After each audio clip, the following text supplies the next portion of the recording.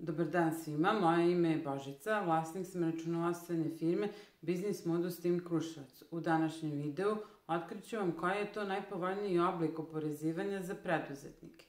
Neću vas dugo držati u neizvesnosti, radi se naime o konceptu isplate lične zarade. Pre svega da kažemo šta je to lična zarada. Ličnom zaradom preduzetnika smatra se iznos koji preduzetnik uplati i evidentira kao svoje mesečno lično primanje uvećano za pripadajuće obaveze. Sada da navedemo par prednosti. Pre svega to je fleksibilnost.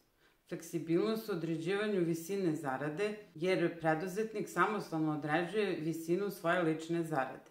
Takođe i fleksibilnost u izmenama, jer preduzetnik može iz meseca u mesec menjati visinu svoje lične zarade, što znači da na taj način preduzetnik kontroliše svoje troškove i prilagođava ih finansijskim potrebama i ciljevima poslovanja. Kod ovog oblika oporezivanja ostvarena dobit nema uticaja na visinu doprinosa. U ovom slučaju doprinosi se plaćaju u odnosu na visinu lične zarade.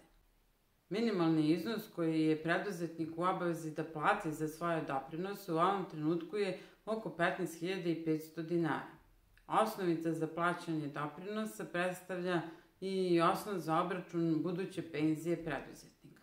Veoma je važno napomenuti da se preduzetniku kao trošak priznaju samo isplaćene lične zarade. Preduzetnik se za ovu poresku kategoriju može opredeliti prilikom osnivanja ili tokom poslovanja podnošenjem obaveštenja poreskoj upravi do 15. decembra tekuće godine za narednu godinu.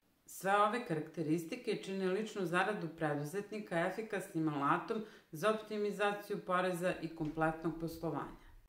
Ukoliko imate dodatnih pitanja vezano za ovu temu ili vas interesuju strategije za optimizaciju poreza, možete nas kontaktirati i zakazati vaše konsultacije. Do tada, lajkujte ovaj video, podelite ga sa prijateljima i zapratite naš kanal za još korisnog sadržaja. Vidimo se. Pozdrav!